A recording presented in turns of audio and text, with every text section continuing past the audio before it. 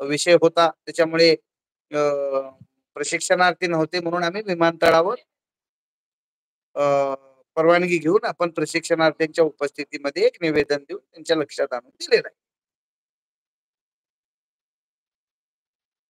त्याबरोबर चंद्रकांत दादा पाटील यांच्यासोबत सुद्धा तुम्ही आज भेट घेतली. त्यांच्यासोबत या संबंधी काही चर्चा झाली का? हीच चर्चा. बेरोजगार युवकाच्या हाताला रोजगार द्या दादा,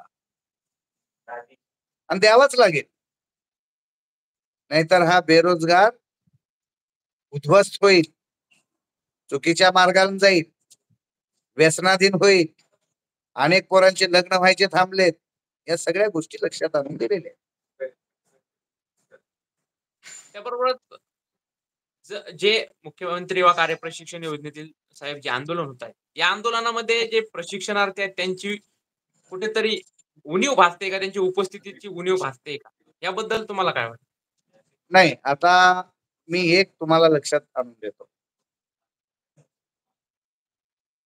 प्रशिक्षणार्थ्यांचा हा आता प्रशिक्षणाचा कालावधी चालू. त्यांनी प्रशिक्षण घ्यावं का रोज उठून नेतृत्वाने बोलवलेल्या आंदोलनाला यावं? नेतृत्वानं बी या गोष्टीचा जरा विचार केला पाहिजे. त्यांनी त्यांचं प्रशिक्षण घ्यावं का रोज उठून त्यांना बोलवावं आपण? नक्कीच एक दिवसाचं आपण आंदोलन जेव्हा आझाद मैदानावर आपण 14 तारखेला घेतलं तेव्हा विराट कसली संख्या जमली.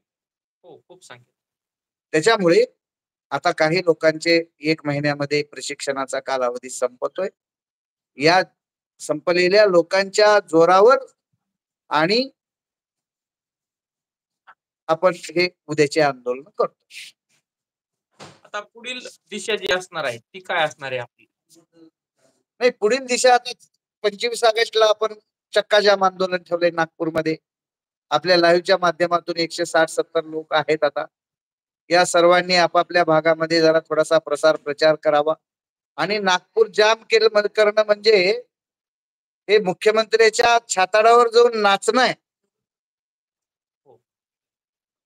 आपल्याला तर आपापल्या जिल्ह्यामध्ये आपल्याला चक्का जाम करता आला असता, पण महाराष्ट्रातल्या सगळ्या प्रशिक्षणार्थ्यांनी जाऊन तिथं चक्का जाम करायचा आहे. म्हणजे नागपूरला आपल्याला इशारा द्यायचा आहे. आणि दुसरा विषय 8 सप्टेंबरला आपलं प्राणांतिक उपोषणचा आता बघूया कुठला जिल्हा पुढे येतो. ज्या जिल्ह्यामध्ये 1-2 हजार प्रशिक्षणार्थी पूर्ण वेळ देतात अशा जिल्ह्याची आपण निवड करतो. अद्याप त्या ठिकाणासंबंधी चर्चा झालेली नाहीये ना? नाही, सगळ्यांच्या विचारातून आपण म्हणजे मध्यवर्ती भागात असेल तर संपूर्ण प्रशिक्षणार्थ्यांना उपस्थित राहायला सोपं जाईल असं ठिकाण. नाही, महाराष्ट्रामध्ये सगळीकडून एक 200-300 किलोमीटरच्या अंतरावरचा मध्यवर्ती जिल्हा असावा असा एक प्रयत्न आहे. त्याबरोबर साहेब एक नाशिक जिल्ह्यातील प्रशिक्षणार्थ्यांचा प्रश्न होता आता अगोदर मी लाईव्ह वरती आलो तेव्हा, तर त्यांचं असं म्हणणं आहे की नाशिक जिल्ह्यातील नांदगाव आणि आणखी तालुका सांगितला त्यांनी कोणता तरी, तिथे फक्त मुख्यमंत्री व कार्यप्रशिक्षण योजनेत फक्त महिलांना संधी दिली, एकही पुरुष त्या योजनेत शाळेवरती घेतलेला नाही असं त्यांचं म्हणणं आहे. नाही, मला काही माहिती नाही. ज्यांनी फॉर्म भरलाय त्यांना सर्वांना त्यांनी जॉईन करून घेतले. तिथं आता मुलांनी फॉर्मच भरला नसेल तर जॉईन झाले नसतील. असं कुणी असेल आम्ही फॉर्म भरला होता ना आम्हाला जॉईनिंग दिली नाही असं कुणी असेल तर सांगा. मी उद्या आयुक्ताची भेट घेणारच आहे, महाराष्ट्राच्या आयुक्तांची. हो, मी त्यांना सांगितलं नेतृत्वाशी तुम्ही चर्चा करा या मुद्द्यावरती, कारण या मुद्द्यावरती लाईव्ह मध्ये असं कुणावर अन्याय झाला असेल तर सांगा. मी उद्या आयुक्ताशी माळी साहेबांशी चर्चा करणार आहे, महाराष्ट्राचे आयुक्त कौशल्य विभागाचे, उद्योजकता विभागाचे. मी आज मुंबईतच आहे.